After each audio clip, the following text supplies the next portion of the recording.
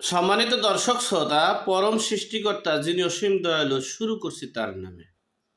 আজকের বিষয়, সচিবালয়ে আগুন কে দিয়েছে সেই তথ্য পাওয়া গেছে, সে বিষয়ে সংক্ষেপে আপনাদের সাথে শেয়ার করব। দেখেন, 5ই আগস্টের পর বাংলাদেশে ছাত্রলীগকে নিষিদ্ধ করা হয়েছে। আওয়ামী লীগের নাম উচ্চারণ করে তাদেরকে গ্রেপ্তার করা হচ্ছে। জয় বাংলার কথা মুখে উচ্চারণ করলে গ্রেপ্তার করা হচ্ছে। বাংলাদেশে দখলবাজি, নৈরাজ্য, চাঁদাবাজি হচ্ছে। মানুষ প্রকাশ্যে আওয়ামী লীগের কথা উচ্চারণ করতে পারছে না। সেখানে সচিবালয়ের মতো জায়গায়, যেখানে নিরাপত্তার কোনো ঘাটতি নেই, যেখানে একটা পশম পড়লে আঞ্চলিক ভাষায় বলে, সেই পশমটাও খুঁজে বের করা যায়। সিসি ক্যামেরা দ্বারা সব কিছু নিয়ন্ত্রিত, যেখানে গোয়েন্দা সংস্থা পর্যন্ত থাকে, সেই জায়গায় অগ্নিকাণ্ড ঘটাইছে আওয়ামী লীগরা। এভাবেই বিভিন্ন সোশ্যাল মিডিয়ায় বক্তব্য, আলোচনা, সমালোচনা, বিশ্লেষণ করছে। অপরদিকে সমন্বয়কারী এই আসিফ মাহমুদ সজীব ভুঁইয়া সাহেব বলেছে, নথিপত্র মানে পাপের নথিপত্র পুড়ে ফেলার জন্য। বিগত সরকার এই দেশটাকে একটা ডিজিটালাইজড হিসাবে রূপান্তরিত করেছে। সকল নথিপত্রগুলোই তারা অনলাইনে সেট করেছে। এমনকি কোনো মানে নথিপত্র বলেন, মানে চিঠিপত্র বলেন, যা কিছুই বলেন না কেন, সেটার একটা কপি অনলাইনে লিপিবদ্ধ আছে। আর একটা বিষয় হচ্ছে, কিসের কপি আর কিসের লিপিবদ্ধ। আপনি রাস্তা করেছেন, সেখানে একটা চুক্তি আছে। বিভিন্ন জায়গায় যে কাজকর্ম করা হয়েছে, কোনো কাগজপত্র ছাড়াও সেটা অনুসন্ধান সম্ভব। সুতরাং এই নথিপত্র পোড়ার বিষয়টা খুবই, এই যে বলা, এমনকি যেই দেশে ছাত্রলীগ করেছে তার সন্ধান পেয়ে সেই ছাত্রলীগ ছেলেটাকে মানে ধরার জন্য বাড়িতে গিয়েছে। সেখানে মাকে নামাজ পড়তে দেখেছে। সেই নামাজ পড়া অবস্থায় মাকে হত্যা করে আসছে।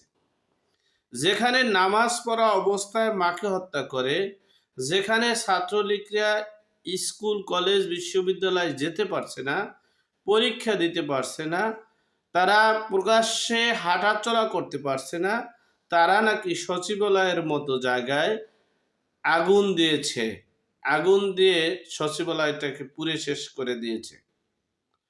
আচ্ছা, এরপরে দেখেন, বাংলাদেশের বিভিন্ন সেক্টরে বিভিন্নভাবে মতামত করেছে। আপনারা দেখেছেন, ফায়ার সার্ভিসের যারা কর্মরত আছেন, তাদের ঊর্ধ্বতন কর্মকর্তারা বলছেন যে এটা শর্ট সার্কিটের মাধ্যমে হতে পারে। শর্ট কি সার্কিট না কি, সেটা তারা বলছে। এরপরে অনেকে বলেছে এটা দুর্ঘটনা হতে পারে।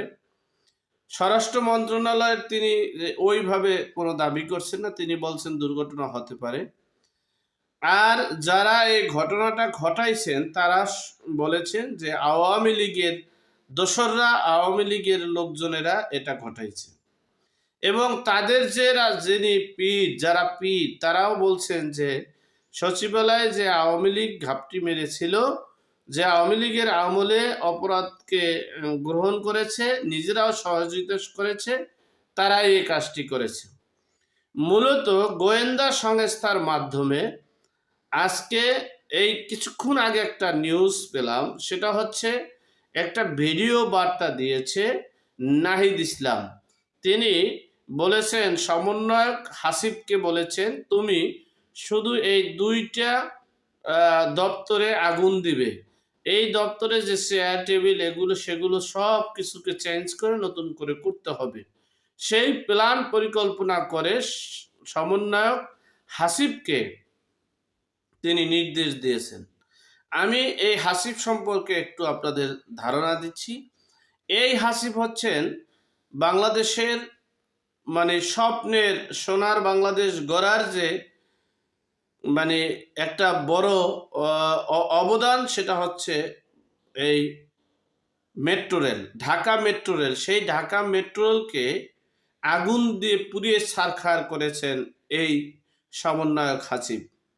এমনকি তিনি ফেসবুকে স্ট্যাটাস, মিডিয়া স্ট্যাটাস দিয়ে বলেছেন যে মেট্রো রেলকে আমরা আগুন দিয়ে পুড়িয়ে ছারখার করে দিয়েছি। সেই বক্তব্য দেওয়ার পরও কোনো ক্রিয়া প্রতিক্রিয়া বাংলাদেশে হয়নি। যারা মেট্রো রেলকে আগুন দিয়ে পুড়িয়ে ছারখার করে দিয়েছে, যারা গণভবনকে লুটপাট করতে পারছে, যারা ৩২ নম্বর শেখ মুজিবুর রহমানের জাদুঘরটি মানে বাসভবনকে সরকারি জনগণের জন্য যিনি উন্মুক্ত করে দিয়েছেন জাদুঘর, সেই জাদুঘরকে পুরে লুটপাট করেছে, তারা বিচার হয়নি বিদেই তারা এই সচিবালয়ে আগুন দেওয়ার জন্য পূর্ব থেকেই, অনেক আগে থেকেই প্ল্যান পরিকল্পনা করেছেন। এটা একটা গোয়েন্দা সংস্থার মাধ্যমে জানা গেছে। এমনকি আমাদের মিডিয়া ব্যক্তিত্ব যারা মানে YouTube journalist doctor Hasnat Milton সাহেব তিনিও বলেছেন।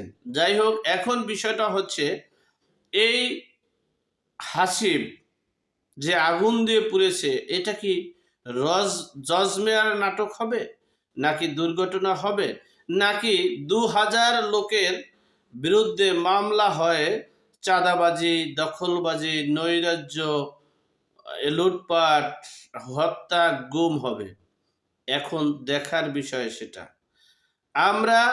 আমি দেশবাসী এবং সকল আইন শৃঙ্খলা রক্ষাকারী বাহিনীর প্রতি দৃষ্টি আকর্ষণ করে বলছি, দেশে শান্তি বিরাজ করার জন্য কিন্তু এই পরিবেশ নয়।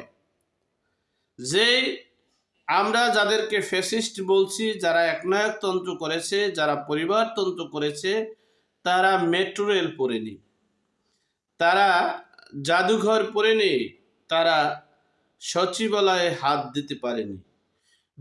বাংলাদেশ না, শুধু বিশ্বের সকল রাষ্ট্র বাংলাদেশের সচিবালয়ের উপরে একটা আস্থা ছিল।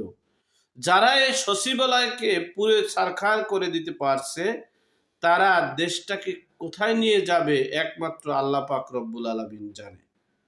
যাই হোক, আমরা কখনোই এই বাংলাদেশের মাটিতে ন্যায় বিচার প্রতিষ্ঠা হয়নি, বিচার ব্যবস্থা হয়নি, জজমেয়ার নাটক হয়েছে। যেখানে বোমা নাকি ভ্যানিটি ব্যাগে রাখা হয়েছে, সেই দেশে বিচার তো দূরের কথা, অপরদিকে এইটাকে ইস্যু করে যাতে আরো ২০০০ লোকদের বিরুদ্ধে মামলা দিয়ে চাঁদাবাজি, নৈরাজ্য, দখলবাজি করা যায়, সেই প্রচেষ্টা। আর একটা প্রচেষ্টা হচ্ছে বাংলাদেশের সংস্কার করতে হবে। আগে হলো সংস্কার, এরপরে হলো নির্বাচন। জুন জুলাইয়ের যে আমাদের আন্দোলন ছিল, সে আন্দোলনটা কিন্তু নির্বাচনের আন্দোলন নয়। আমরা একটা নির্বাচিত সরকারকে হটাইয়া আবার আরেকজনকে বসাবো সেজন্য আমরা আন্দোলন করিনি। আমরা মূলত দেশের সংস্কার, নতুন বাংলাদেশ গড়ার জন্য আন্দোলন সংগ্রাম করেছি। তাই বলে এই না দেশের সকল সম্পদকে পুড়ে ছারখার করে দিয়ে নতুন করে সাজানো। যাই হোক, এখন দেখার বিষয় এই সচিবালয়ের আগুনের বিষয়টা কোথায় গিয়ে দাঁড়িয়ে। আল্লাহ আমাদের সকলের বিপদ আপদ বালা মুসিবত থেকে হেফাজত করুক। আল্লাহ আমাদের সকলকে হেদায়েত নসিব করুক। আমিন। আসসালামু আলাইকুম।